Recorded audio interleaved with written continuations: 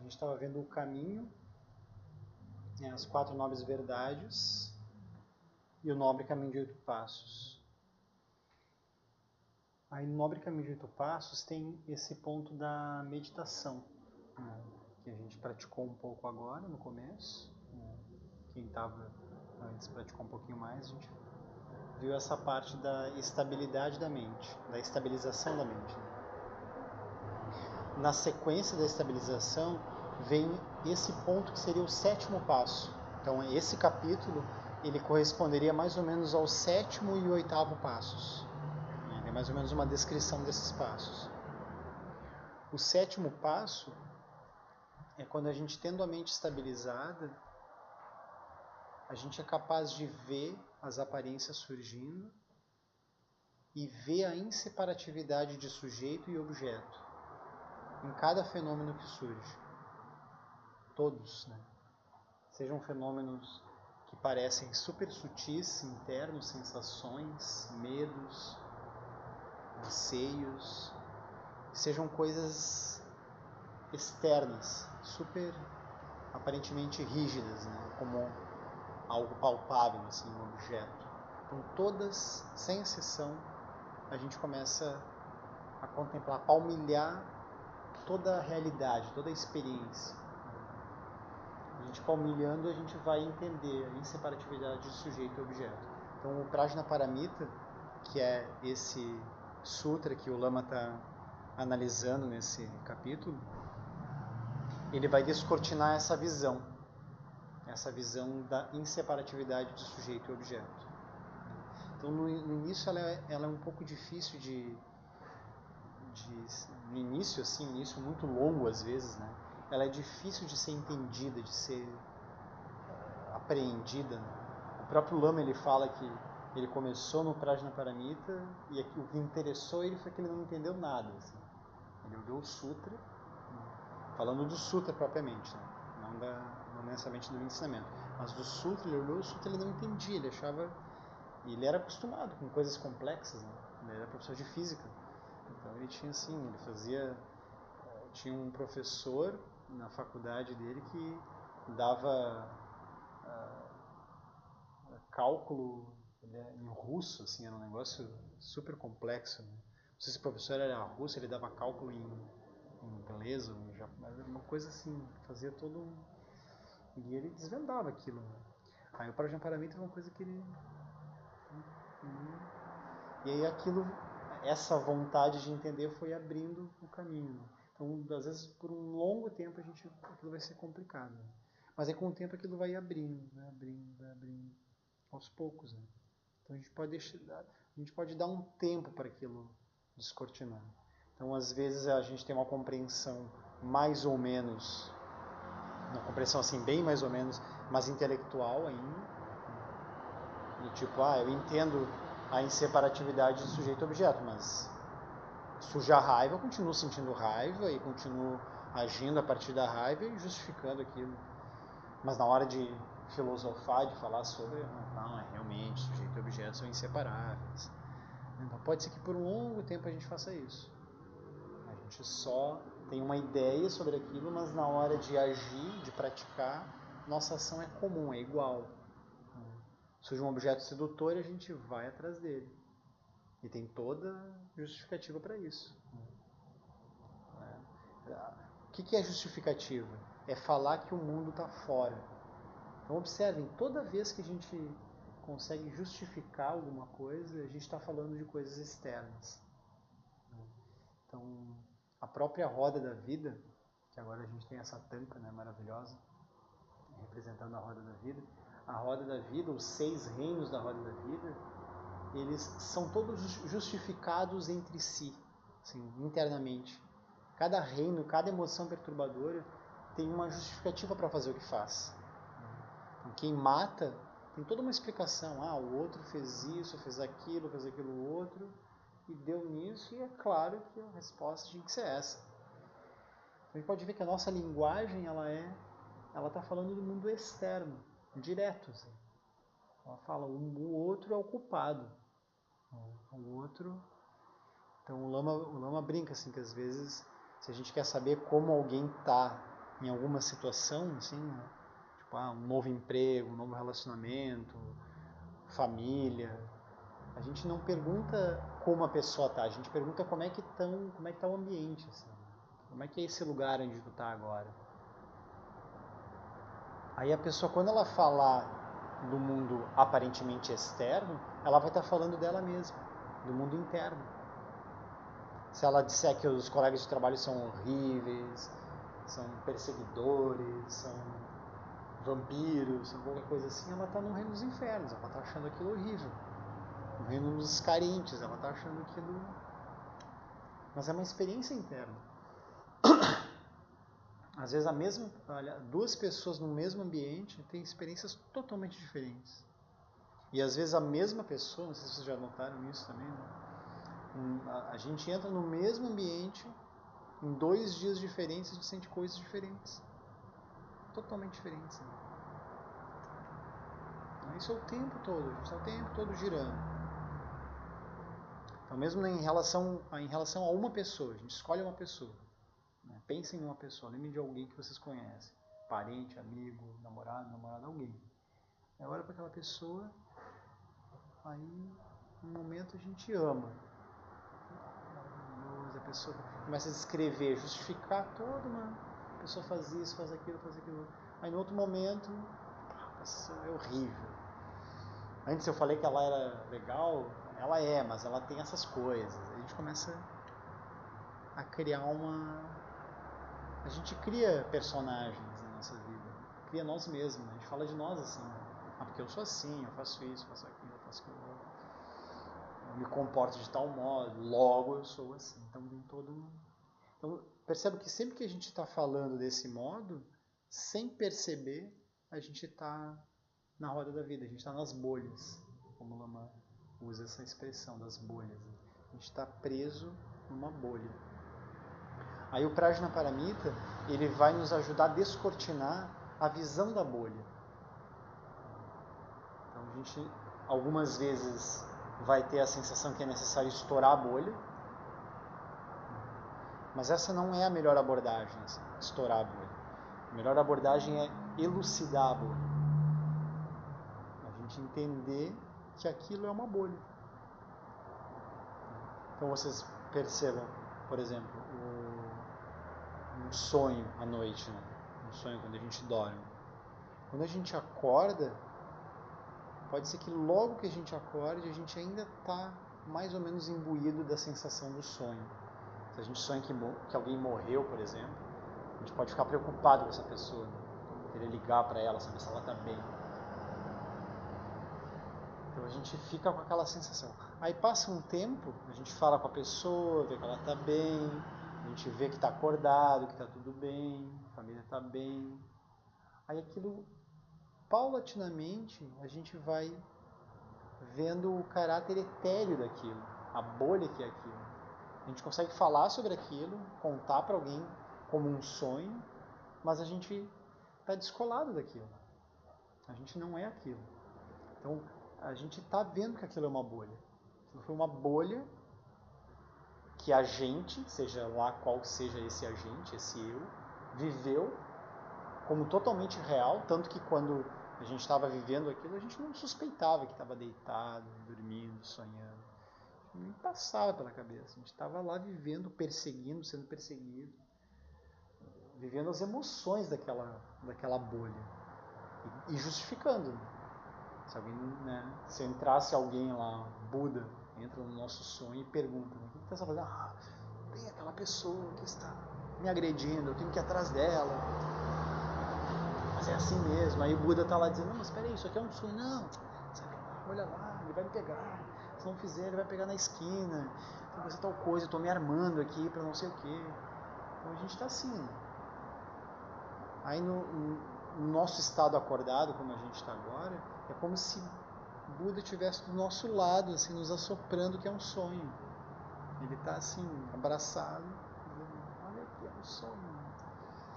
E a gente não está acreditando muito, assim, a gente acredita um pouco, entende aquilo mais ou menos, assim, às vezes como algo místico, ou como algo, pode ser que seja verdade, mas na prática a gente continua agindo normal, assim, a vida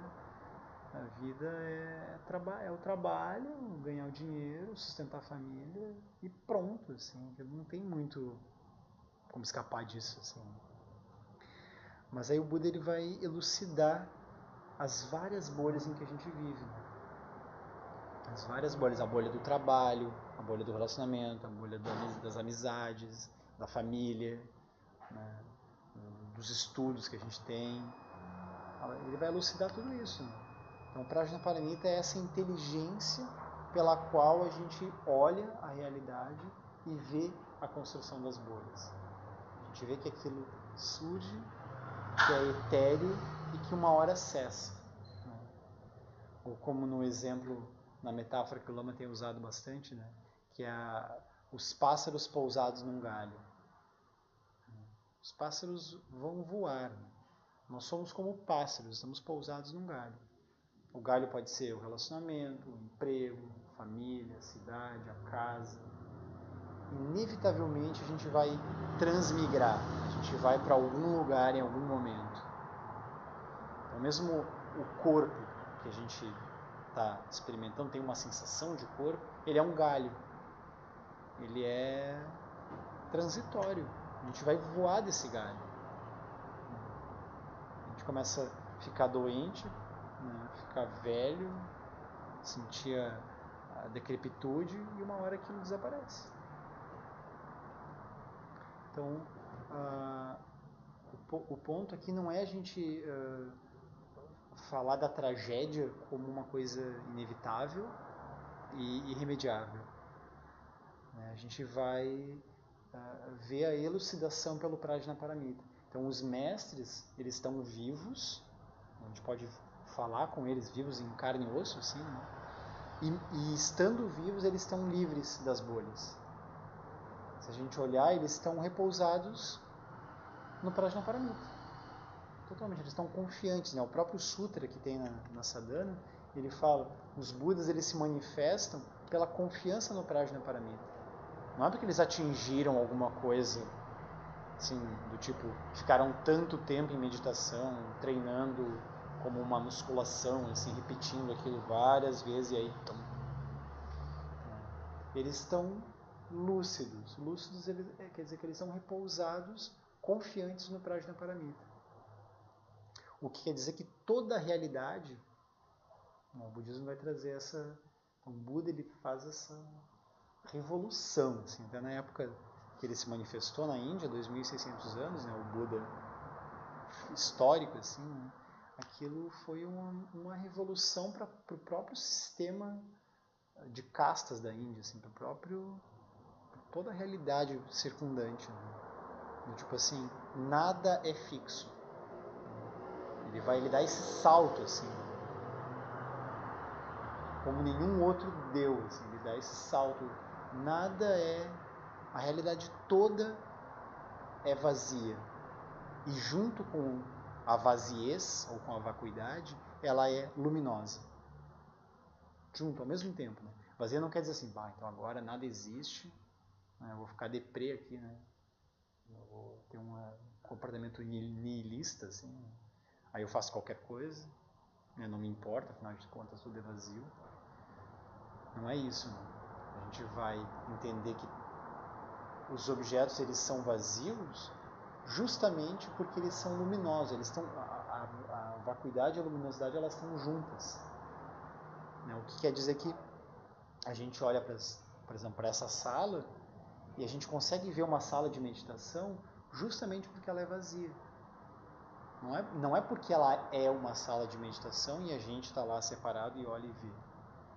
A gente tem essa experiência coemergente, ou seja, emerge junto o sujeito que vê a sala e a própria sala.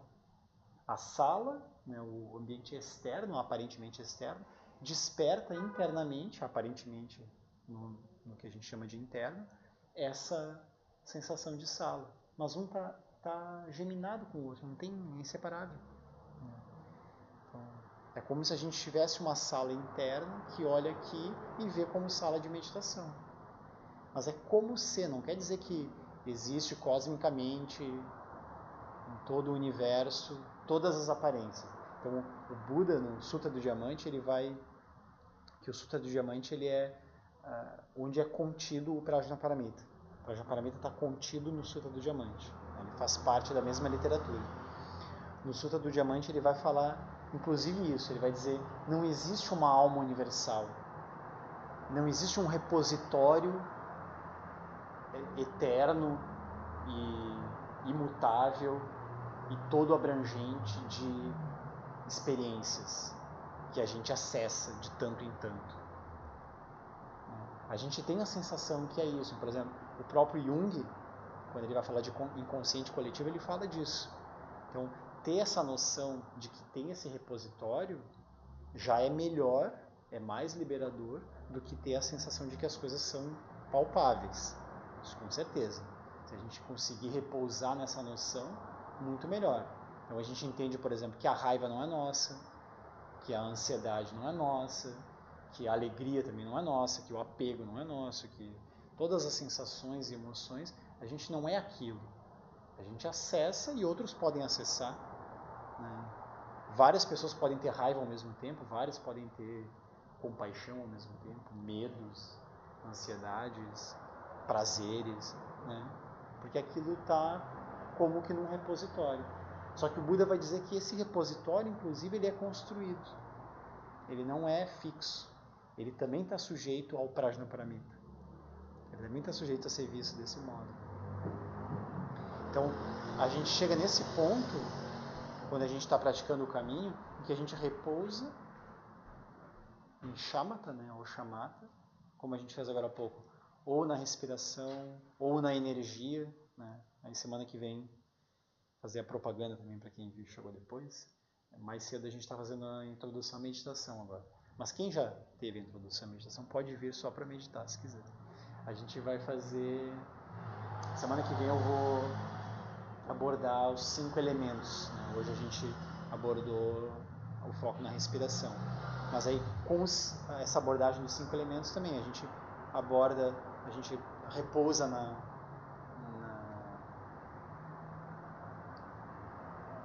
no nascimento dos 5 elementos, na energia dos 5 elementos, éter, ar, fogo, água e terra, e mantém a mente relaxada, estável e viva, totalmente presente.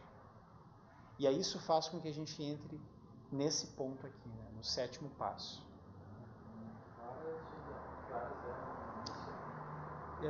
Eu marquei para 18h15. Hoje eu cheguei atrasado, assim.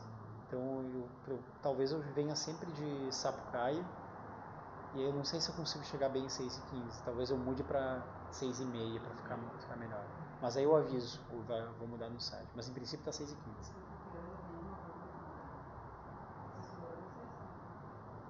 Não entendi. A introdução vai continuar, vai ter nos 2 dias agora. Nos 2 dias. Na quinta e na sexta. Aí o Lama fala aqui, né? Kuntuzampo ou Samantabhadra, né? São 2 nomes em sânscrito e em tibetano. Né? Kuntuzampo ou Samantabhadra é o Buda primordial, representando a lucidez, a sabedoria incessantemente disponível e presente. Pelo estudo dos 12 elos da originação interdependente, que a gente fez previamente nesse livro aqui, vemos que a liberdade natural da mente é capaz de produzir a experiência de divisão da mente em objeto a ser contemplado e observador que contempla. Então, pela originação interdependente, pela liberdade da mente, na verdade, né, a gente vê que o processo dos 12 elos produz a separação entre sujeito e objeto, né, entre objeto a ser contemplado e observador que contempla. Desse modo, desce uma cortina de ilusão. Surge a mente dual que passa a operar presa aos objetos surgidos com ela. O movimento da mente, estimulado pelos objetos, produz a experiência do sonho vivo da roda da vida. A lucidez é ocultada pela ignorância ou avidya, o primeiro dos 12 elos. Então, o que era lúcido, o que ele está dizendo assim, nós somos naturalmente lúcidos. A lucidez é a nossa natureza verdadeira. Não é algo distante, algo que só os seres mais elevados. Isso não tem, né? A lucidez é a nossa natureza verdadeira. Só que a gente separou sujeito e objeto. A gente está olhando para o mundo como se ele fosse externo. E ela é ocultada então pela ignorância, que é o primeiro elo dos 12 elos. Kuntuzampo, que é esse nome, eu nunca lembro qual dos dois que é o tibetano, acho que o Kuntuzampo é o sânscrito e o Samantabhadra é o tibetano, eu acho. Kuntuzampo é anterior a qualquer conteúdo de mundo ou de ignorância. Precedendo todas as formas, apenas serve como uma base incessante ou uma fonte inesgotável de todas as aparências. O solo onde tudo pode ser plantado, ou o elemento básico sutil, aberto, não flutuante, não obstruído e luminoso, do qual a realidade que percebemos brota incessantemente. No início do Sutra do Prajnaparamita, o Buda medita em silêncio. Essa é a sua forma de ação naquele momento. Então, do espaço que tudo permeia, anterior a qualquer linguagem, surge a lucidez que se manifesta no interior do silêncio da meditação do Buda. Quando iniciamos o caminho da meditação através da prática de shamatha, meditação silenciosa, estamos nos engajando no processo de retirar de forma gradativa o que é artificial em nossa experiência de mente. Então, o que a gente fez agora há pouco, né? Meditação shamatha. Quando a gente está nesse processo, a gente está retirando. Algumas vezes tem essa imagem de um copo cheio de água e barro. Então, a nossa mente é isso. Ela é limpa, naturalmente limpa, né, como a água, só que ela está cheia de barro e ela está revolta. Quando a gente senta para meditar, o barro decanta, ele desce e a mente começa a ficar limpa. E aos poucos a gente precisa tirar aquela sujeira, né, para poder olhar melhor a água. Só que quando a gente tira no processo, sempre cai um pouco. Né?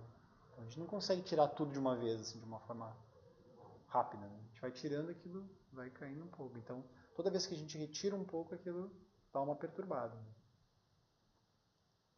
Então, essa é uma imagem.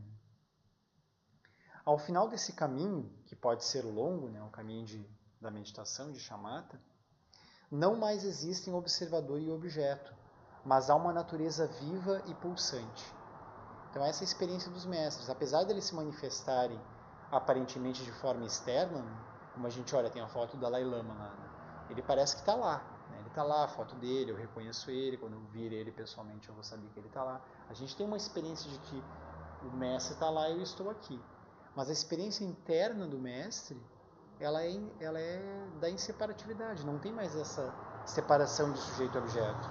Só tem essa presença, né? Uma natureza viva e pulsante. Não encontramos um ser ou uma identidade, mas uma lucidez, uma presença luminosa e livre. Quando tiramos o que não é natural, as artificialidades, ficamos com a experiência da base não construída. Essa experiência é simbolizada por Kuntuzampo. É a base incessante, não construída, livre e luminosa, o princípio ativo onde toda a experiência de mundo convencional é produzida, começando com o primeiro elo da originação interdependente, a separatividade entre objeto e observador. Podemos perder consciência da presença dessa base, mas não perdemos a própria base. Então não tem como perder. Essa é a boa notícia, assim, não tem como perder, não importa o quanto a gente apronte. Assim. O Kuntuzampo permanece intacto. Né? A gente pode fazer construir mundos. Olhem os faraós, assim, os grandes imperadores, né? Construíram impérios. Aquilo tudo se dissolveu. Então, o mundo, todas as nações, elas surgem e cessam. Mas essa natureza livre, que a gente está dando esse nome de Kuntuzampo, mas é só uma convenção isso, né? Só uma palavra, essa natureza livre está incessante. A gente não perde essa base. O que a gente perde é a consciência dessa base. Isso a gente perde. Ela se manifesta, mas a gente pode recuperar. Né? Então, essa é a boa notícia. A gente perde, mas recupera. Ela se manifesta tanto como a lucidez da cognição dos Budas. Os Budas lucidez da cognição é isso. Os Budas olham o mundo condicionado e eles inventam um caminho para a gente poder trilhar. Então, Amitabha, eu tinha falado que não tem Amitabha, mas ele está ali. Esse é Amitabha, né? Com esse mudra da equanimidade. Então, Amitabha, ele emana todos os ensinamentos, ele emana os caminhos todos. Amitabha é o Buda da luz infinita, chamado Buda da luz infinita. Então, ele emana tudo que surge como ensinamento. Então, a gente tem acesso ao ensinamento porque é como se Amitabha tivesse entrado pelo meio de nós, assim, pelos seres todos, os seres sencientes, e percebido como que as mentes operam. Então, o lado Chenrezig de Amitabha, assim, ele ouve os sons do mundo. E aí, ouvindo os sons do mundo, ele gera os ensinamentos. Então, vocês pensem que é uma coisa do acaso, assim, que a gente tem ensinamentos em português, com um lama brasileiro tão próximo? Isso não é do acaso, isso não é uma coisa fortuita. Isso foi construído e emanado, e aquilo é como se tivesse, tem um mestre ali por dentro, né? Buda está ali por dentro vendo que aquilo é necessário. Aquilo é totalmente milagroso. É algo assim para que a gente deveria fazer prostrações só de lembrar disso, assim. De lembrar que tem acesso ao YouTube, né? Tem o canal do Lama com todos os ensinamentos ali. A gente pode acessar a qualquer hora, fazer um retiro completo em casa. Tem um Alan Wallace, tem um Lama Santa, tá ali. Isso é uma bênção. O Google está abençoado, assim, vamos dizer. É mais ou menos isso, ele está por dentro ali. Então é o Buda Amitabha, né, se manifestando. Então ele se manifesta tanto como a lucidez da cognição dos Budas, quanto como a ludicidade que manifesta o mundo através da dualidade e resulta na roda da vida. Então tem a lucidez da cognição, mas também tem a prisão. É como se cada prisão tivesse junto a possibilidade da liberação. É incessantemente presente além dos próprios conceitos de tempo e espaço, vida e morte. Há um princípio ativo no interior do silêncio. Nessa classe de ensinamentos, tal princípio pode ser chamado de luz infinita, né? Que é o que eu estava dizendo do Amitabha, Buda da luz infinita. Uma luz indissociável da vacuidade. Podemos olhar a vacuidade como se fosse um buraco, um nada, como os nihilistas fazem. Mas não fazemos isso. No Prajnaparamita, a vacuidade é apresentada inseparável da luz infinita, que atribui significado a tudo, dá origem a todas as formas. Então, por que o Buda da luz infinita? Porque ele está manifestando essa capacidade luminosa de dar significado às formas que surgem. Então, é o que eu estava falando antes, a vacuidade e a luminosidade juntas, elas estão o tempo todo se manifestando. Forma, aí no Sutra do Prajnaparamita, né, fala isso, forma é vazio e vazio é forma, diz o Sutra. Então elas estão juntas, forma é vacuidade, mas vacuidade também é forma. Da vacuidade brota a forma. Né? Portanto, a vacuidade é uma abertura, onde a luminosidade se manifesta incessantemente ativa. Essa percepção nos leva a descobrir que não existe nenhuma prisão nos significados e formas produzidos pela luminosidade primordial. Não existe nessa prisão, ela é construída. Então essa é a boa notícia, a prisão é construída. Somos essencialmente livres. A experiência de liberdade e lucidez frente ao que é construído é possível. Então mesmo assim, a gente pode pensar, mesmo seres que são considerados muito perversos, assim, muito tiranos, atrozes, cometeram muitos crimes. Pensa, bom, aquele não tem salvação, é horrível, né? Vai morrer assim, não tem volta. Mas ele tem uma natureza livre. Pode ser que não nessa vida, mas em algum momento ele vai despertar, em algum momento aquilo vai brilhar o olho dele. Então o Chagdu Rinpoche ele falava, inclusive, que não tem como nascer num corpo humano sem ter um traço de compaixão. Então, mesmo seres horríveis, eles têm um traço de compaixão. Tem uma mãe, um pai que olham por eles, eles têm um cachorro, eles têm um filho, eles têm alguém que eles têm alguma ternura. eles têm algum interesse pelo outro, o mínimo que seja. Passaram por aquilo, então aquilo é uma semente. Se a gente pega aquela semente e irriga, a natureza começa a se descortinar para eles. Eles podem perceber essa base que está incessantemente presente, que eles estão fazendo uso, mas não têm consciência, mas eles começam a ter consciência. Então isso pode acontecer. Se eu criar, ele vai dar um exemplo agora prático, né, para a gente entender essa questão da liberdade. Se eu criar uma série de números, como 3, 6, 9, 12, 15, 18, quais seriam os números seguintes? Dá um palpite de matemática. Assim. Temos a tendência a pensar em um fator comum, que no caso seria o número 3. Né? Então, 3, 6, 9, 12, 15, 18. A gente pensa, bom, de 3 está indo de 3 em 3. Né? E perpetuar a série com os números 21, 24, 27, etc. Mais difícil é entender que o fator comum não representa uma lei. Então, essa questão das leis é muito interessante. Assim, o Brasil nos ensina, né, o Congresso brasileiro nos ensina que a lei ela é uma liberdade da mente. Né? A gente pode a qualquer momento revogar aquilo, né? Criar um estado de exceção, assim, e virar outra coisa. Né? Então não é uma lei. Qualquer coisa que a gente chamaria de lei não é. Mesmo, eu preciso fazer isso. A gente deveria sempre questionar, será que eu preciso mesmo? Será que aquilo é obrigatório, tão obrigatório assim? Por que eu estou fazendo isso? Então, isso é uma coisa que eu acho interessante também, porque a gente pensa, bom, a lei não existe, mas eu tenho que trabalhar, né? Eu estou empregado, eu devo obrigações ao empregador, à minha família, alguma coisa. Aquilo eu não posso deixar simplesmente. Né? E, de fato, né? Isso não é recomendável. A gente tem uma compreensão da liberdade e daí sai fazendo qualquer coisa. Então, a gente obedecer, assim, seguir obedecendo um pouco o comportamento usual do mundo de certa forma, é uma sabedoria. Né? Mas, se a gente começa a entender que aquilo é construído, aos poucos a gente vai soltando. Né? A gente vai vendo que, por que eu estou fazendo isso? Qual a minha motivação para seguir fazendo isso? A gente começa a perceber em que ponto está a nossa motivação. E aí pode ser que naturalmente a gente deixe de fazer coisas sem forçar, porque a gente pensa, bom, eu estava fazendo aquilo por automatismo. Ou eu estava fazendo aquilo porque eu só queria me dar bem na vida, só queria ganhar mais dinheiro, eu só tinha uma ganância para tal coisa. Então, eu não preciso. Como exemplo, assim, às vezes, a gente tem um emprego, né? Trabalha o ano todo, aí chega as férias.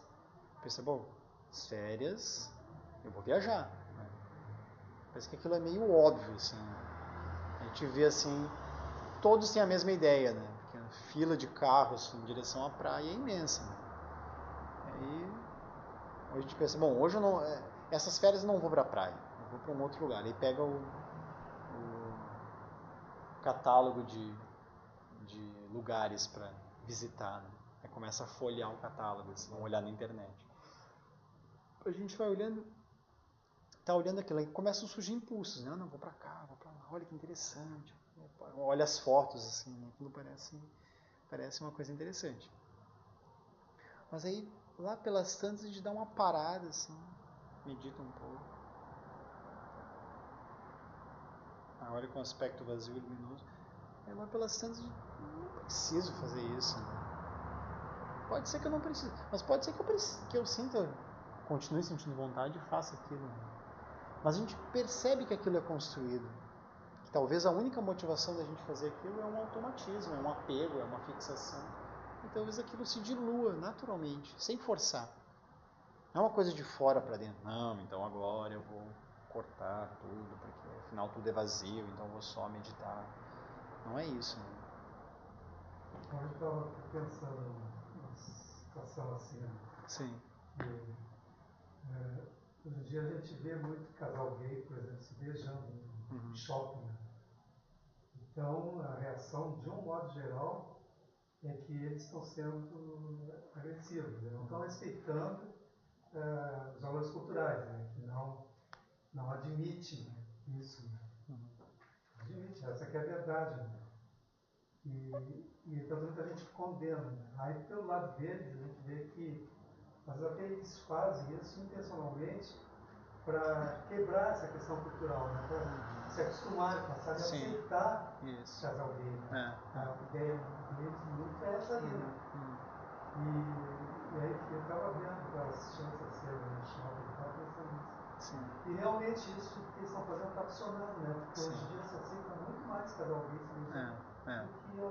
que há pouco tempo atrás. E é uma coisa cultural, né? Sim. Tanto é que isso está mudando, né? E a gente percebe que a gente sempre teve essa liberdade de olhar desse modo. Né? A gente só não estava acessando ela, né? Sim. Então isso vale para todos os âmbitos, né? Isso é um âmbito cultural, antropológico, social, né? Mas, por exemplo, mesmo a tecnologia, a ciência, né? A gente demorou algum tempo para desenvolver esses aparelhos, assim. Mas é como se eles já tivessem, a gente já tivesse essa capacidade antes. A gente tinha essa liberdade de pegar um monte de metais, pedras, fundir, fazer e transformar naquilo. Só que a gente não estava vendo. A gente só não estava vendo. Então, a liberdade ela está incessantemente disponível. Então, imagina o que pode surgir ainda no futuro. Né? A gente não tem uma noção assim, do que pode acontecer no futuro. Mas é como se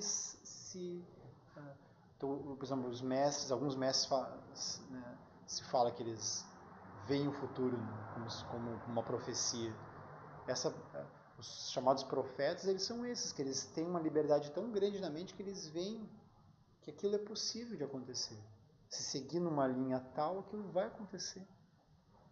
Porque eles estão vendo aquilo como possível. Né? Então, é bem esse o ponto. Né? A questão da liberdade mesmo. Né? Então, seguindo na questão dos números, né? Eu posso colocar qualquer número, cada número em verdade, posso colocar qualquer número, não precisa ser de 3 em 3. Cada número em verdade é uma expressão de liberdade e se explica por si mesmo. Ou mesmo a contagem de 1 em 1, né? Se a gente for contar quantas pessoas tem na sala, a gente fala 1, 2, 3, 4. Mas por que é 4, é 3? É 1, 1, 1, 1. É estranho, né? A gente segue, tem um padrão, assim. A gente faz essa contagem e aquilo parece natural, né? Temos a liberdade de seguir a série e a previsibilidade. Mas temos a liberdade de colocar qualquer número ou mesmo de não colocar mais números. De modo geral, nos apegamos à previsibilidade, criamos uma justificativa, somos assim. Essa é nossa identidade e nos valemos da disciplina para defender essa continuidade. Se perdemos essa identidade, nos sentimos sem referenciais, soltos. A liberdade em meio às formas é difícil de ver, difícil de viver. A liberdade presente dentro do silêncio e da ausência de formas também é sutil demais para a maioria das pessoas. Os Budas manifestam a liberdade da cognição tanto em meio ao silêncio como em meio às formas.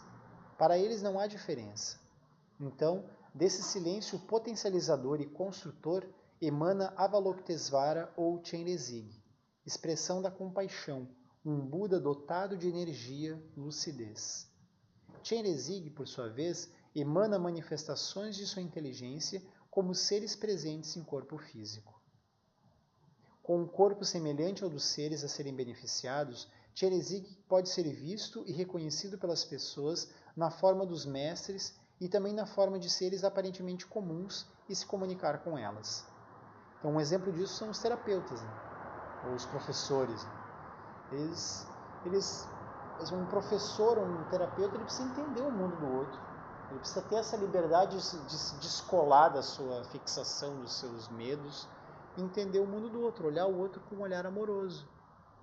Então ele vai entender o outro no seu mundo. Se um professor, por exemplo, achasse que o aluno é burro, né? Fixar ele numa identidade, assim, ele não seria professor. Ele não conseguiria trazer um outro referencial. Então, os professores são aqueles que descortinam um outro mundo. Os terapeutas também, eles ouvem, né, o paciente falando alguma coisa e aquilo, não, mas espera aí, tem um outro caminho. Você pode olhar por esse lado aqui, né? Aquilo a pessoa não tinha visto aquilo antes. Ela estava tão fixada em seguir um padrão que precisa alguém de fora, alguém externo para dizer, olha para cá. Né? Que é o que a gente faz com o lama às vezes, né? Não sei se vocês já fizeram isso na fila das bênçãos, né? Falar, como é que eu faço tal coisa? Aí o lama ele sorri, né? Ele olha para uma outra direção. E aí às vezes só com a risada dele aquilo já desmonta toda a nossa fixação, né? A gente estava lá super apegado a nosso problema, né? Achando aquilo o máximo. Aí o mestre, o Dalai Lama, é o que mais ri, assim. Né? Sempre a gargalhada dele. A gargalhada do terapeuta, né? Que não pode ver dessa forma. Né? Isso. Mas no caso da psiquiatria, né? Acontece realmente isso. Né? Psiquiatra, eles enquadram a pessoa dentro daquela tabela ali, né? Gerou tudo, para poder editar. Né? Se está enquadrado numa determinada doença, é tal remédio. Então tem que dar o remédio. Então eles estão sempre rotulando. Tu é isso. Né? Tu é hiperativo. Coloca o remédio. Isso é muito crítico. É um risco, né? Porque por um lado, eu acredito na motivação compassiva disso, assim, do tipo, por exemplo, se eu achasse que ele é totalmente aquilo, nem o remédio eu daria, porque não tem solução, né? Ele é aquilo e vai continuar assim. Mas junto com isso, tem esse lado, assim, do aprisionamento. Aí a pessoa facilmente ela se vê como alguém dependente daquilo. E às vezes é difícil ela se ver sem tomar o remédio, por exemplo. Aquilo passa a vida toda. Ainda talvez nem também para o hospital psiquiátrico. Mas a pessoa nem assim, uma questão de... A própria noção de loucura, ela mudou assim ao longo da história muitas vezes. Né? Algumas vezes qualquer tipo de, sei lá, a própria depressão, aquilo era uma loucura. Não. As mulheres eram todas histéricas, eram como se fosse assim. Então, ela manifestou alguma coisa, ela é histérica, então ela vem pra cá. É uma coisa assim. Né? Aí aquilo foi mudando, mas ainda tem muito pra andar, assim, né? Como se fosse... Eu não sei se isso já aconteceu, assim, mas eu vi uns rumores de uma volta do eletrochoque, assim, aquilo dá um tremor, assim, de pensar. Que é isso. Com a minha mãe foi diagnosticada com bipolaridade, com 19 anos. E aí, parece que não tem jeito, assim, né? Ela foi, naquele momento, né? Ela veio para ser livre, com psiquiatra, de medicar, ela foi internada 7 vezes desse tempo pra cá. Agora faz muitos anos que ela não aceitava tomar o remédio. Sim. Aí é um outro lado, assim, né? A família querendo ajudar e a pessoa não aceitando também. Sim. E aí também tem um lado que a compaixão também passa por, às vezes, precisar fazer a pessoa tomar um remédio, né? Pra ele conseguir sair em algum momento, então tá no nível, né? E aí, bom, atualmente ela toma os remédios, aceita e nunca mais foi internada, assim. Mas aí, recentemente, eu me vi manifestando, alguns anos atrás, manifestando sintomas igual minha mãe. E aí, cheguei a fazer terapia e fui encaminhada para o psiquiatra, pela minha terapeuta. Só que eu já, desde muito cedo, já tive uma outra visão, assim, né? De já ter uma autorregulação da energia, desde muito cedo. E aí eu resolvi que eu não ia aceitar tomar remédio, não queria. Eu ia me tratar com yoga, meditação e com autoobservação, com terapia. E não tomo, não tomei. Às vezes eu me vejo com umas crises incontroláveis, de ansiedade, ou ficar, né, sei lá, deprimida, associada às vezes a algumas mudanças hormonais. Mas é possível. Sim. Totalmente. Assim, quando o Lama fala, sabe das coisas, porque é possível. Não se modificar, né? Mesmo com as coisas químicas do cérebro. Sim. também está não é que não tem que criticar, né? Nesse caso é só através da notificação mesmo que pode ajudar a pessoa. Agora, atualmente, está havendo um excesso disso aí. O médico já, a pessoa tem ferida, deprimida, já está querendo a depressão. Quando é uma questão de, como tu falaste, de auto-observar. Tratar um tratamento psicológico, uma orientação, tu te ajudar, tu resolve aquela questão. Não é uma depressão, não é uma depressão, é uma felicidade só, assim, momentos infelizes.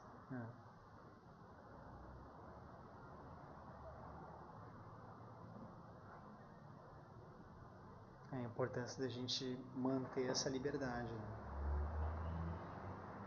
Porque se a gente mantém essa liberdade, mantém a visão livre, a gente não enquadra, né? Nem a nós mesmos e nem o outro. E a gente tem mais possibilidade de acolher também. É importante.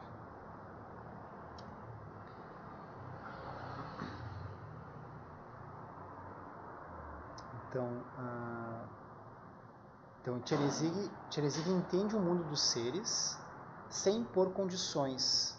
Ajuda-os, que é isso que a gente estava falando, né? Sem impor condições. Ajuda-os para que, partindo de onde estão, ultrapassem os limites dos sonhos onde vivem e recuperem a capacidade natural da lucidez. No Sutra do Coração, a comunicação entre o Buda e Cseresig é muito sutil. Cseresig sente o silêncio do Buda e, através disso, acessa a mandala e a inteligência de Kuntuzampo. Então, por seu voto de compaixão por todos os seres e por ver claramente a inseparatividade entre os mundos internos e externos da experiência dos seres da roda da vida, tem a capacidade de ajudá-los a ultrapassar seus sonhos e ilusões. Aí aqui um subtítulo que é Cseresig e os 5 Skandhas. Presente no mundo condicionado dos seres humanos, Cseresig conversa com Shariputra. Ele está descrevendo o Sutra agora. Né? O Prajnaparamita começa nesse encontro. O Buda Shakyamuni está sentado, praticando a grande iluminação. Cseresig, ou Avalokitesvara, que são tibetano e sânscrito, né? Está ouvindo o que as pessoas falam. Em certo momento se dá conta. É isso, não importa o que falem. As pessoas referem-se sempre aos 5 skandhas. Elas dão realidade e solidez aos 5 skandhas, e com isso dão solidez às suas experiências e sonhos como se fossem reais. Cseresig vê que tomamos como sólidas as experiências de formas, sensações, percepções, estruturas internas e identidades, os 5 skandhas. Tudo gira em torno de ações de corpo, fala e mente, baseadas nesses 5 elementos de consciência. Então, esses 5 skandhas, ou 5 agregados, também como são chamados, eles são pré-budistas. Né? Eles não é o Buda que está trazendo isso. Era um pensamento da cultura védica, né? Um entendimento de que a existência de algo existia quando tinha os 5 skandhas. Então, de qualquer manifestação tem os 5 skandhas. Mesmo algo só mental, assim, que não existe no plano externo, tem 5 skandhas, porque surge como uma forma, tem uma sensação diante daquilo, tem uma formação mental, tem uma percepção, tem uma consciência, tem uma identidade, aquilo está pronto. Mas aquilo, na cultura védica, é como se aquilo existisse. Mas aí Buda, no caso Cseresig, iluminado por Buda, o Cseresig se comunicando com o Buda, vai ver que os 5 skandhas são vazios. Eles não têm uma realidade intrínseca. Olhando para todas as construções a partir da perspectiva de lucidez, de Rigpa, Rigpa é tibetano.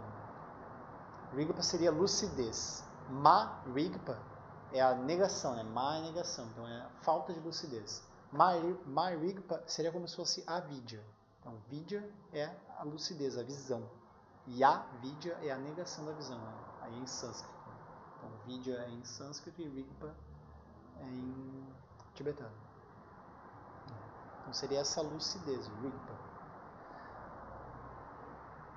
Olhando para todas as construções a partir da perspectiva de lucidez de Rigpa, Cseresig diz: Forma não é sólida, forma é vacuidade. Todas as formas são expressões da vacuidade original, surgem dela e retornam a ela, brotam da luminosidade presente na vacuidade. Do mesmo modo, todas as sensações são manifestações da luminosidade e vacuidade. Então, forma e também sensação. E também as estruturas internas e as percepções são manifestações disso. E todas as consciências e identidades também são manifestações dessa fonte inesgotável. Sendo manifestações da vacuidade, não são grades de prisão, não são paredes, não têm rigidez, não exercem limites. São expressões da liberdade original, mas não a limitam. São ornamentos da natureza última. Sendo todas elas produtos da luminosidade, em verdade não há prisão. Então o Buda traz essa boa notícia, assim. Maravilhoso. Poderia me repetir quais são os 5 campos? Acabou que eu não sei qual é. Forma, sensação, percepção, estruturas internas? Aqui o Lama deu essa tradução, né? Estruturas internas e identidades. Identidades. No texto do Sutra do Prajnaparamita, a tradução mais usada, na verdade, é forma, sensação, percepção, formação mental. Estrutura interna seria formação mental e identidade seria consciência. Que é consciência. Por que o Lama fala que identidade é como consciência como identidade? Porque quando a gente tem consciência de algo, mesmo a consciência tátil, né, a consciência dos sentidos, a consciência da visão, a gente tem a sensação de um eu que está tendo essa consciência. Junto com a consciência. Não tem como ter consciência sem ter um eu. É como se um eu surge no momento que... Não é um eu estruturado ainda, né, como vai surgir mais adiante nos 12 elos, mas é uma sensação de uma certa identidade. Então tem alguém que sente aquilo. Então mesmo nessa perspectiva a gente vai ver que os animais, né, eles têm essa consciência também. Né, eles têm uma certa identidade. Eles se sentem feridos. Por exemplo, tem 2 cachorros, né, e um sente alguma coisa na pele, sente um espinho, sente uma água quente que cai, e o outro não sente, é aquele que sente, né? Não é uma consciência, ela não é compartilhada. Então, ela é estreita, existe só um que sente. Então, por isso que ele fala em identidade. Né? E essa consciência, na verdade, ela distribui essa identidade em todos os campos. Né? Distribui? Por exemplo, a forma, o corpo. Eu acho que tudo é o corpo. Isso. Sensação. Acho que é tudo para sentir sensação. Por isso que, na verdade, se fala, a gente está vendo de forma didaticamente separada, mas se fala que os 5 skandhas eles surgem juntos. Né? Não tem como a forma surgir sem uma sensação, sem uma percepção, sem uma formação mental e sem uma consciência. Elas surgem juntas. Né? Então a prisão, a gente ele vê que não há prisão de fato. Né? A prisão ela vem de vermos essas manifestações da vacuidade como sólidas. Elas não são sólidas, mas a gente vê como sólidas, daí a gente fica preso. E respondermos a essa aparência. A prisão vem de não enxergarmos o movimento livre das formas no espaço, a sua natureza sutil. Vem de aspirarmos à rigidez das formas, sensações, etc. Então a gente, mesmo as coisas negativas, de certa forma a gente aspira que elas se mantenham. Isso a gente meio que não admite isso, né? mas é uma realidade. Então mesmo uma depressão, né? Isso que a gente estava falando das sensações mentais, perturbações mentais sutis, assim, né? Que nos tiram do eixo, a gente parece que diz, não, eu sou isso, né? Eu preciso manter isso é real. Ou a noção de um inimigo, né? Aquela pessoa, ela é do mal, né? Então aquilo parece que tem que ter alguma coisa sólida existente. E as sensações positivas também, né? A gente tem uma vontade de que exista o ser, né, prometido, maravilhoso, o carro, o celular, a casa, aquilo lá precisa existir, eu preciso me relacionar com aquilo como se aquilo fosse externo.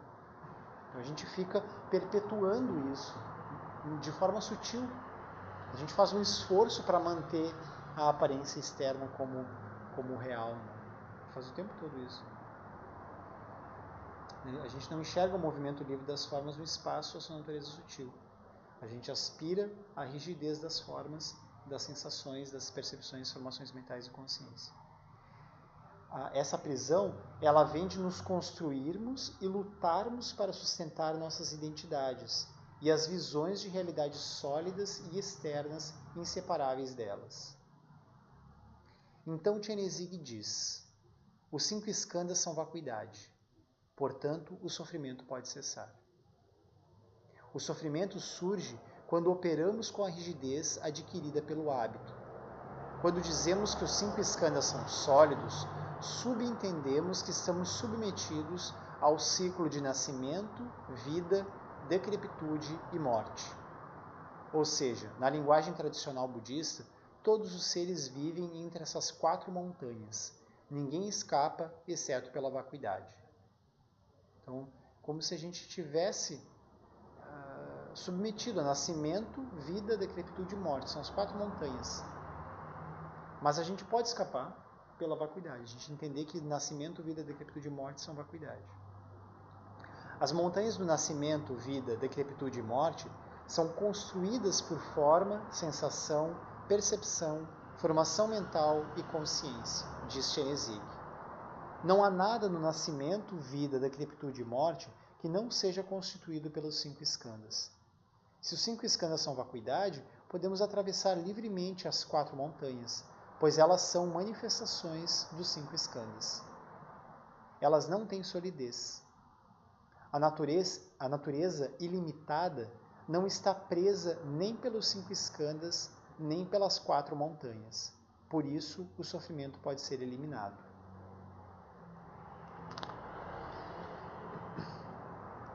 Aí começa o início do diálogo do Sutta do Coração, que é quando ele vai destrinchar esse aspecto da vacuidade. O Sutta do Coração é o diálogo entre um monge chamado Shariputra e Chenezig, que por compaixão pelos seres assumiu uma forma humana. Movido pela presença do Buda Shakyamuni em meditação, Shariputra pergunta a Chenezig: como homens e mulheres bons e piedosos que tenham desenvolvido qualidades elevadas podem praticar a perfeição da sabedoria? Antes de seguir, convém observar que há 2 termos parecidos: perfeição da sabedoria e grande perfeição. A perfeição da sabedoria, ou prajna, é o caminho que conduz à grande perfeição, que está sempre naturalmente disponível. Então são só palavras, né? Mas convencionalmente é isso. Grande perfeição está incessantemente disponível. Seria o 8º passo do nobre caminho de 8 passos. E perfeição da sabedoria é o caminho para chegar ao 8º passo. A gente vai descortinar com o Prajnaparamita para chegar a essa margem da grande perfeição. Os ensinamentos dessa classe são como um remédio para a doença dos olhos. Né? Dos olhos porque é a cegueira, né? A avidya. A gente não enxerga, a ignorância. Quando chegamos à margem da sabedoria, vemos tudo com perfeição, com lucidez. Vemos que nunca houve rio a ser atravessado, nunca houve 2 margens. Mas enquanto estamos do lado de cá, com a visão limitada, vemos o rio do sofrimento e as 2 margens. A gente tem a sensação de que está de um lado, de que somos seres sencientes, de que operamos desse modo, e a gente não vê a grande perfeição. Então, retornando ao Sutra, Chenezig responde: homens e mulheres bons e piedosos que desejem praticar a perfeição da sabedoria devem apenas fazer o que eu ensinar agora. Eles devem compreender que... Aí 3 pontinhos. Essa é a parte central do texto. A primeira parte, onde Chenezig diz que os 5 skandhas são vacuidade e, portanto, o sofrimento pode cessar, é a súmula, né, o resumo. Os 5 skandhas são vazios, o sofrimento pode cessar. Isso ele resumiu o Prajnaparamita. Aí agora começa a parte central do texto. Né? Ele agora vai explicar a afirmação em detalhes. Forma é vazio, vazio é forma. Forma nada mais é do que vazio, então ele vai Como se ele vai reiterar essa afirmação. Nada mais é do que vazio. Vazio nada mais é do que forma. Não tem nada que... Então, não tem nenhuma forma que não seja vazia e não tem nenhum vazio que não se manifeste como forma. O vazio ele é simplesmente essa manifestação de todas as formas. Podemos olhar isso como palavras ou como uma experiência. É melhor olharmos como uma experiência. Se olharmos como palavras que discorrem sobre um tema, não será tão profundo quanto olharmos como uma introdução a uma experiência. Então, sempre que a gente olhar um ensinamento como um convite a praticar, isso é muito melhor do que só olhar como uma teoria, né, como algo para entender cognitivamente, uma filosofia. Se a gente olhar como uma prática, a gente sentar e buscar olhar daquele modo é muito melhor. Temos que olhar nossas experiências diárias a partir dessa perspectiva. Quanto tempo conseguimos sustentar o olhar que compreende que forma é vazio? Essa seria uma pergunta. Né?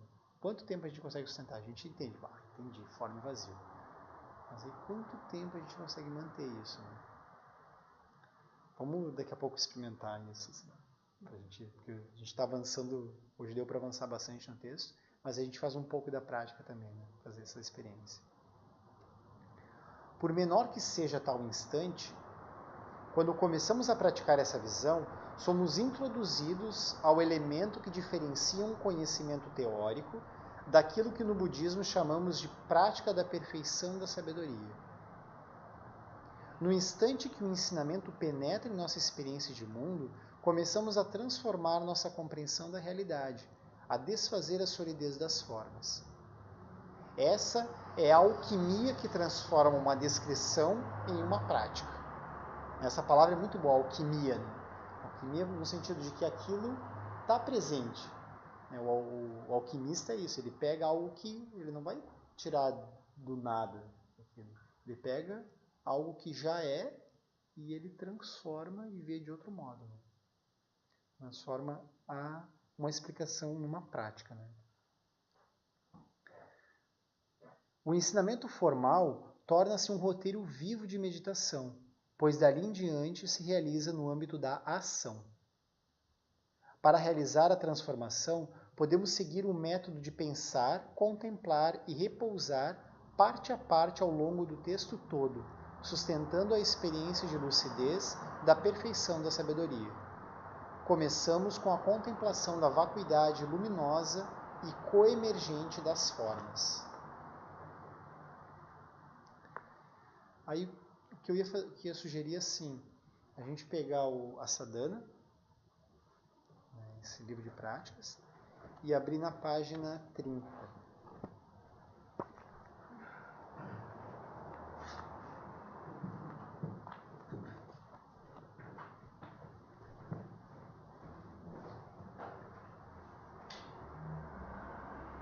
Que é o que o Lama está sugerindo aqui, né? A gente contemplar parte a parte. Depois adiante, eu acho que isso a gente deixa para a semana que vem, mas ele vai sugerir essas 4 formas de contemplação, né? Com um objeto imaginado, com uma figura gráfica, com um objeto tridimensional e com uma pessoa. Ele vai sugerir essas 4 formas de prática. Mas hoje a gente vai fazer com o Sutra. A gente vai contemplar com o Sutra. Então é assim, eu não vou falar, vai ser em silêncio, mas a gente vai iniciar, vamos fazer 15 minutos. A gente vai iniciar, cada um inicia com um pouquinho de silêncio de shamatha mesmo. Então, cada um já fez um pouco de meditação com foco na respiração, um foco nos 5 elementos. Escolhe uma dessas práticas e faz um pouco de acalmar a mente, só para tranquilizar um pouco inicialmente. Aí, o tempo que se sentir confortável, aí pega o texto e começa a contemplar ele linha a linha. Como a gente não vai ter muito tempo, eu posso fazer um pouquinho mais que 15 para ter um pouquinho mais de tempo. Mas aí, se quiserem já ir direto para a página 31, onde lá no meio ele diz forma é vazio, vazio é forma, que é o centro do sutra, pode já ir direto para essa parte.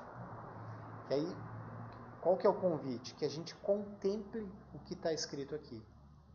Contemple seria assim, a gente pega um exemplo.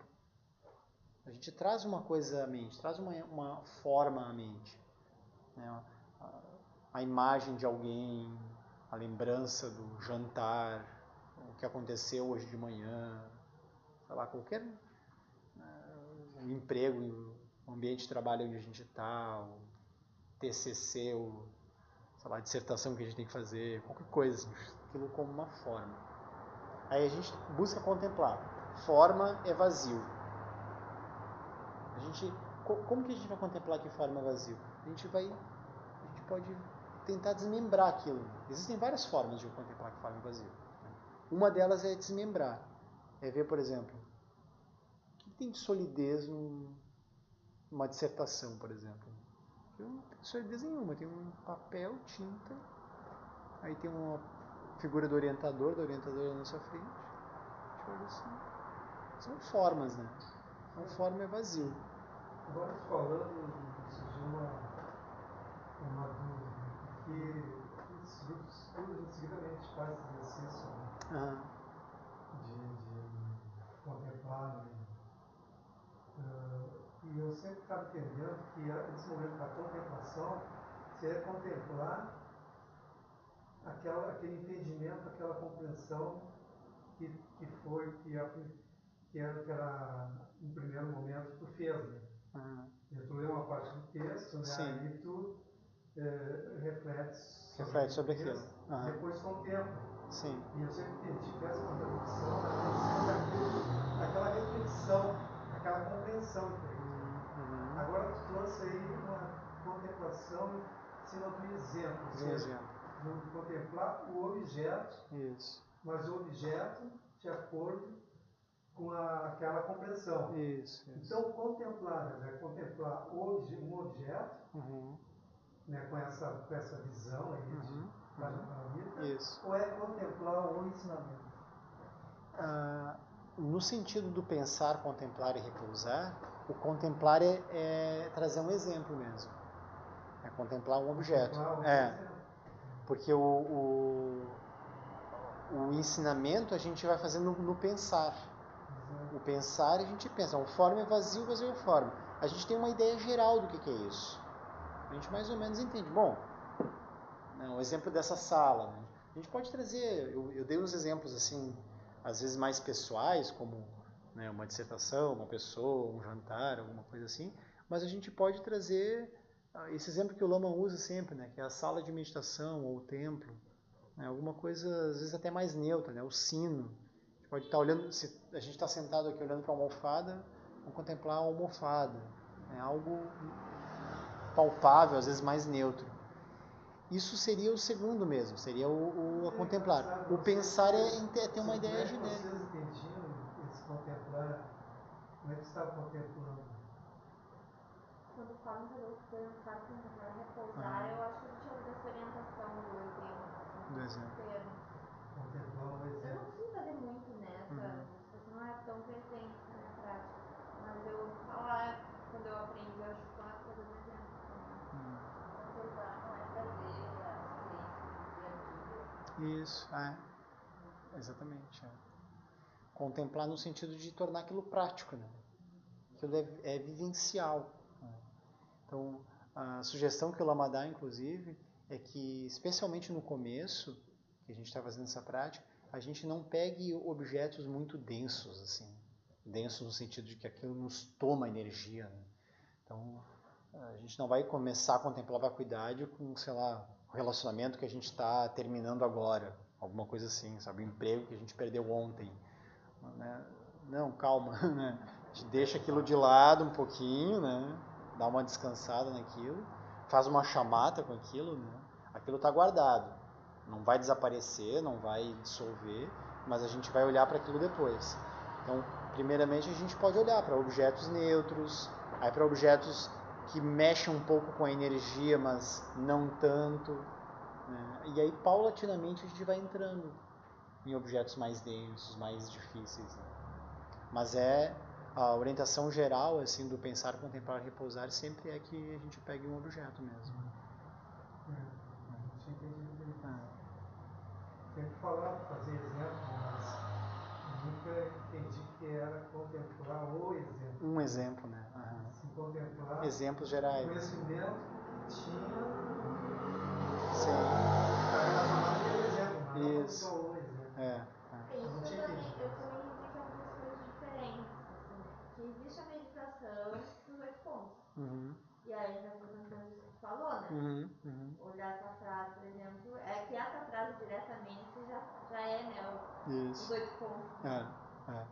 Mas eu tinha entendido um pouquinho nesse sentido também, assim, que uma coisa é os 8 pontos que a gente faz vamos dizer, e outra coisa é o PCR do texto, assim, né? Porque em qualquer parte do texto você pode buscar um exemplo que não necessariamente são os 8 pontos, né? Porque, assim, aquilo que está sugerindo, por exemplo, forma vazia e forma, primeiro, no pensar, tu vai entender intelectualmente. Isso. Aí no contemplar, eu entendi que era contemplar essa compreensão. E não contemplar um exemplo, pegar um objeto e contemplar ele como sendo vazio e forma do tempo. Essa é realmente. Agora que tu está não está entendendo. Sim. É porque a gente contempla o exemplo à luz do ensinamento. Porque até então a gente estava dando o exemplo, sempre que a gente lembra daquilo, a gente sente as mesmas coisas.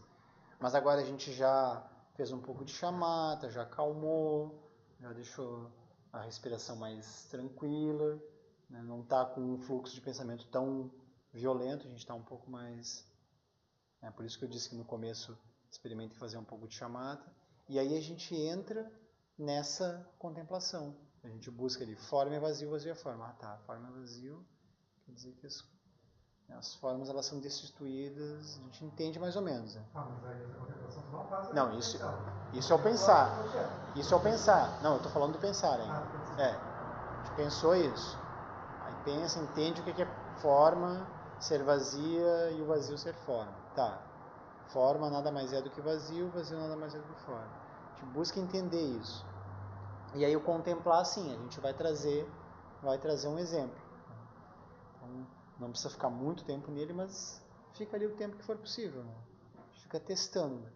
É provável que no começo a gente não veja nada da vacuidade daquilo. Que seja rígido, seja denso, seja real, né? Como assim a almofada é vazia? Ela é almofada, eu pego e sento. Mas a gente começa a compreender que a almofada só é almofada na coemergência com um sujeito que vê como almofada. A gente começa a entender que a chave para entender que forma é vazio, vazio é forma é a coemergência. Essa palavra que o Lama usa, né? Coemergência, sujeito e objeto surgindo no mesmo fenômeno. É que nem nós chegar ao relógio, o que é o relógio, né? Pega o objeto. O que faz o objeto do relógio? Isso. O mecanismo, a caixa. Eu cheguei ao relógio porque é formato assim. Isso. Uma pessoa vai Isso. Acho que é tudo parte, né? O Dalai Lama, Sua Santidade o Dalai Lama, eu vi em algum texto, algum livro dele, ele falando dessa meditação de olhar para o corpo. Né? A gente pode fazer essa contemplação da vacuidade e luminosidade olhando para o corpo. Por exemplo, o que é uma mão? A gente chama de mão isto. Mas a mão não é os dedos, a mão não é as unhas, a mão, onde é que está a mão? Uns ossos, a gente vai tirando, daqui a pouco a mão desaparece, mas onde é que está a mão? Então é construído, o dedo é a mesma coisa, o dedo não é... Então, onde que está o dedo? Quer dizer que se o dedo tivesse só 2, aquele não seria dedo, mas esse aqui tem 2 e é dedo também. Então é meio... Então tudo é assim, né? O livro também é a mesma coisa, né? Um texto, é uma série de manchas, a gente junta e transforma aquilo em algo, né? Mas aquilo é plástico, é lúdico. A gente começa a contemplar essa ludicidade. Desconstruir tudo, né? Como? Desconstruir isso tudo. Isso, Tentar olhar, ver uma frase, tentar não ler ela como um símbolo. Vou lembrar que algum dia a gente condicionou, a gente não é a palavra que foi usada. A gente decidiu dizer, a gente convencionou que aquilo é aquilo, né? Isso. A gente nem sempre lembra desse tempo todo. Mas quase tudo a gente convencionou dizer que aquilo é aquilo. Isso seria entender o vazio, né? Essa desconstrução é entender o vazio. Mas junto com isso, na sequência, a gente vai entender o caminho inverso, que seria assim, como que aquilo sendo vazio, eu doto de realidade, ou de existência, ou de solidez, né? É através da luminosidade. Então, o forma é vazio, a gente entende o vazio. O vazio é forma, a gente entende a luminosidade. A gente entende que elas estão juntas. Essa frase aí, em termos de contemplação, eu acho que é a contemplação mais difícil que existe no budismo. Se tu consegue ver os objetos como sendo forma vazia no tempo, é praticamente eliminado. Sim.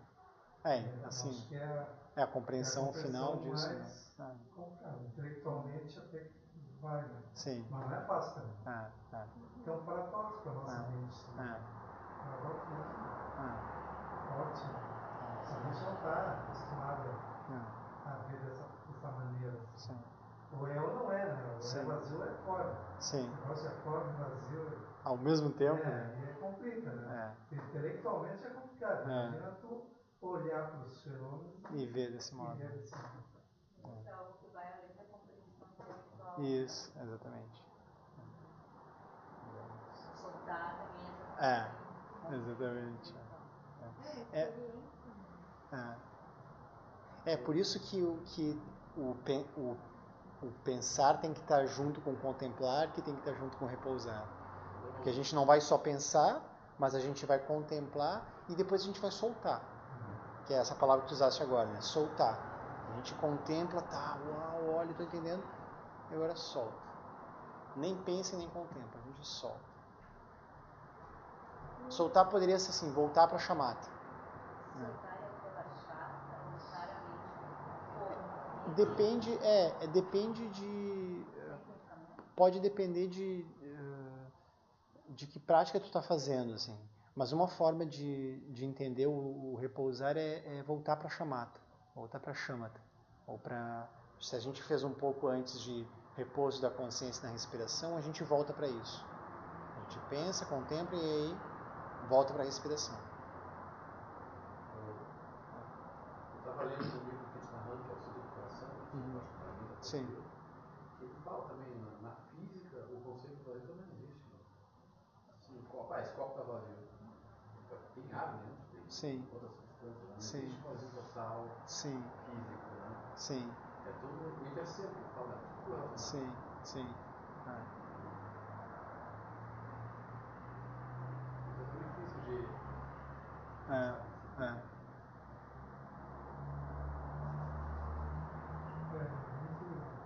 Muito difícil intelectualmente, porque esse vazio do budismo é um vazio cheio.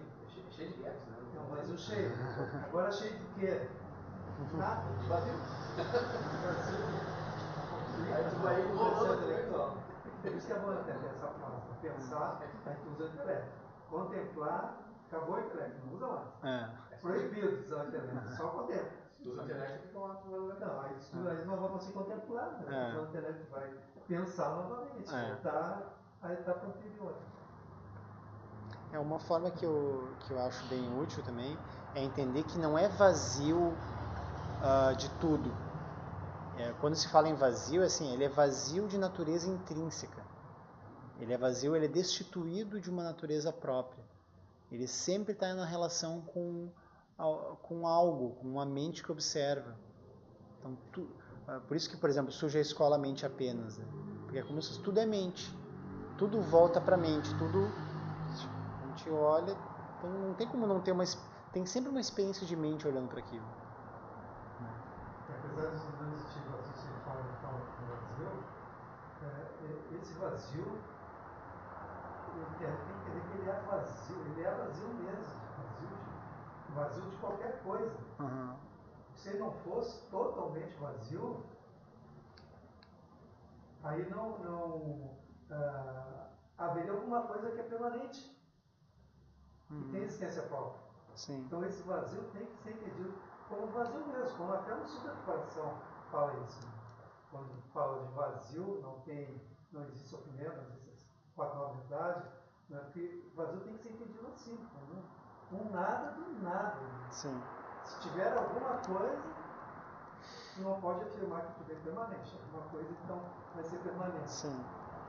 Agora, também não dá para entender o vazio separado de forma. Não existe vazio separado de forma. É. Complicado, né? Na realidade, isso é um quando, né?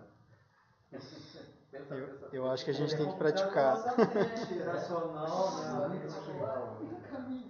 Acho que a gente tem que praticar, vamos praticar. Não. Por isso que eu digo, essa contemplação para mim é mais difícil que Com certeza. Contemplar por muito tempo é um pouco pensar ainda. Sim. Vai contemplando. tu acaba pensando, a mente está acostumada. Eu não consigo ficar contemplar, de verdade. Sempre está escalado no pensamento. Muito difícil de ter. Contemplar assim, de uma forma perfeita, eu acho que seria tu tá como se estivesse em samadhi, né? Tu não tem nada na mente, só está vendo aquele objeto, né? Deve ser. Aquele objeto pode ter criado. Dizem que é, né? Dizem que é. Ele pode ter criado na mente aquilo ali, né? Um fenômeno mental, vamos dizer. Mas tu só olha ele como só aquilo existisse. Isso é um estado de samadhi. Um estado de meditação.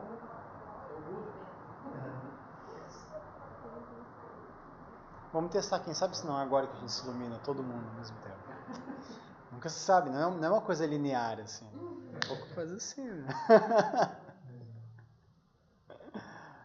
Nada é perfeito.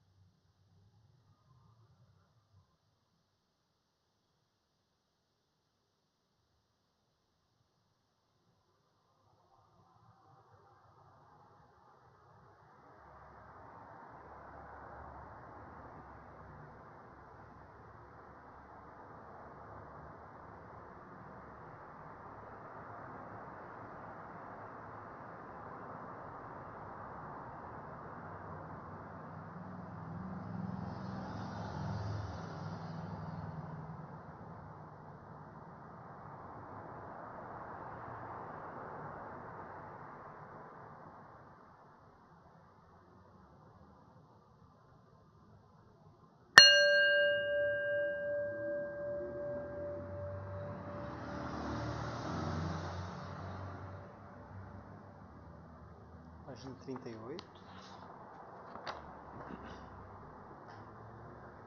Que os méritos deste encontro se expandam e toquem a todos. Que o Mestre Universal da Paz e da Compaixão, Sua Santidade o Dalai Lama, juntamente com todos os mestres de todas as tradições que veiculam essa mensagem, tenham longa vida.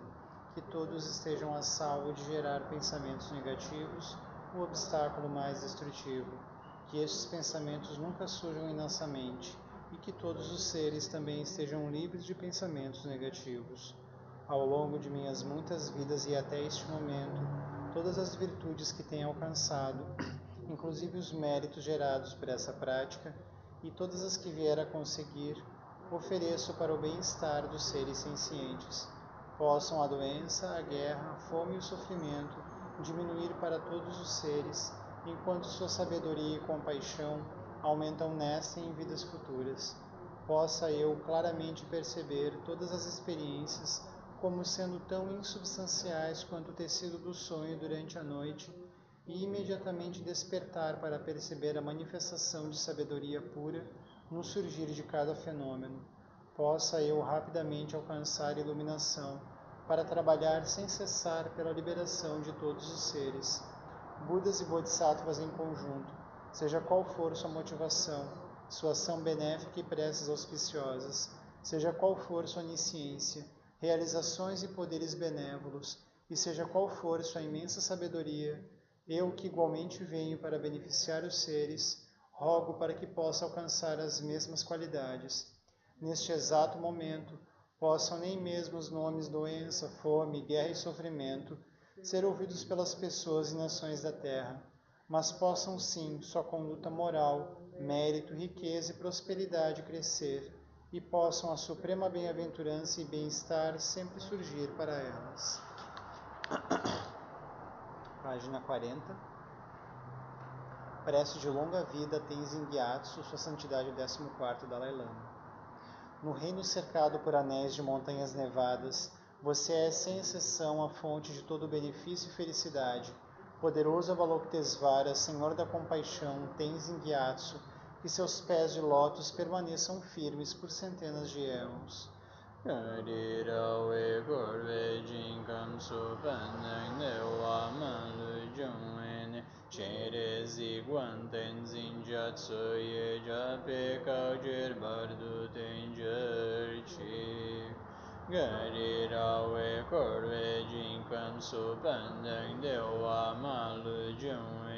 Cherezi guanten zinjatsu ye jabe kaujir bardu tenjerchik. Gari rawe korwe jinkam supandang dewa malu jungwen. Cherezi guanten zinjatsu ye jabe kaujir bardu tenjerchik. 41. Prece de longa vida a todos os lamas ordenados por Sua Eminência Chagrutu Rinpoche, lembramos em especial do Lama San. Você recebeu sua herança, as bênçãos da intenção iluminada da linhagem suprema. Você cuida de mim e de outros amorosamente nesses tempos de degenerescência. Lama de grande bondade, possa você usufruir de uma longa vida e que as aspirações esplêndidas que você tem em mente possam ser realizadas. Donju gompe jin la pa poto dakso niedro tsewe jeizungwe drinchen la me kutse takten me junto cheje don yondru shak. Donju gompe jin la pa poto dakso niedro tsewe jeizungwe drinchen la me kutse takten me junto cheje don yondru shak. Donju gompe jin la pa poto dakso niedro tsewe jeizungwe drinchen la me kutse takten me junto cheje don yondru shok.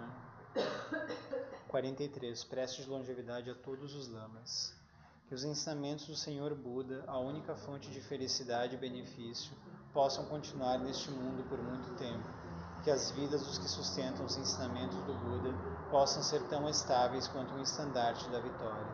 Penden jung ne chi po tempa yun ri ne padan tempa zin peche bunam kutse jiao tsen danger chi. Dissipando obstáculos no caminho. Guru Rinpoche, corporificação dos Budas dos 3 tempos. Guru que é grande bem-aventurança, Senhor de todas as realizações.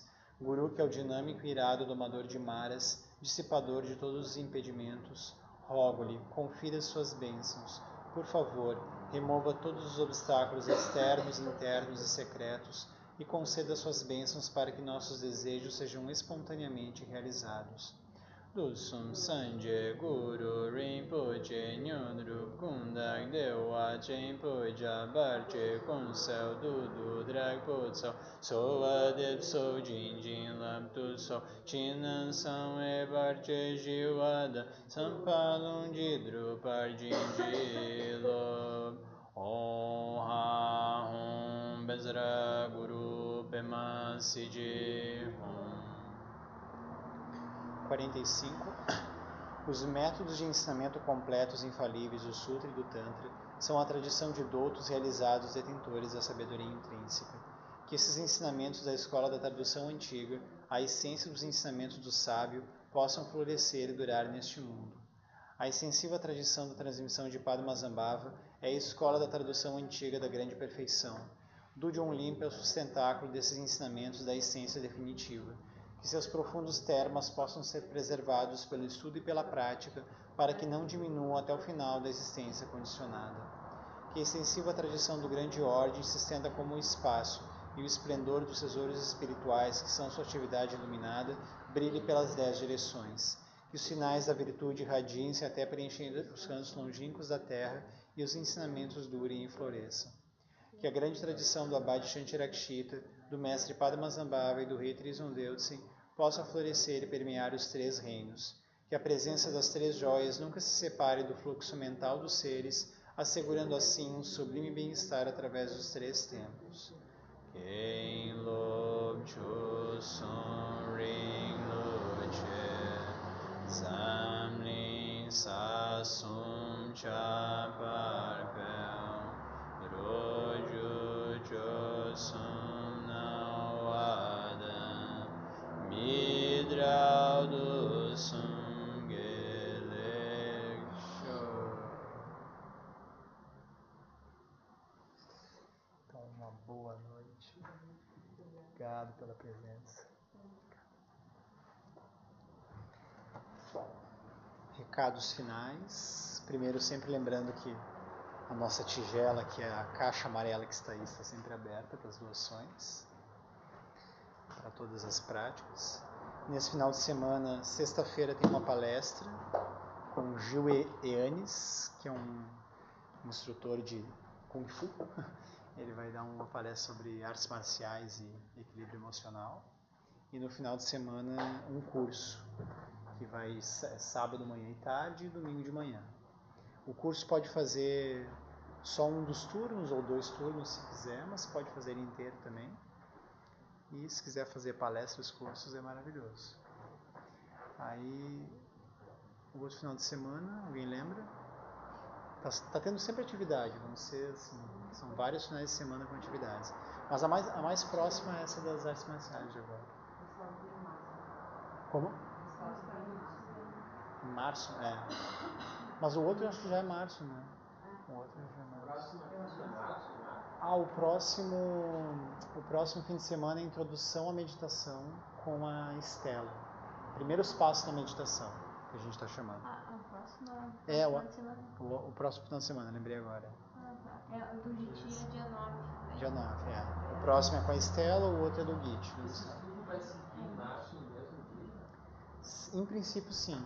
É que eu não fechei ainda a minha grade de horários, mas em princípio eu acho que continua na quinta. E eu estou pensando em abrir mais um dia que vai ser para a gente estudar o que a gente praticou hoje. Que é o Prajna. Só pra... E aí seria esse outro dia seria para isso, assim, para a gente estudar e contemplar. Para os desafios, né?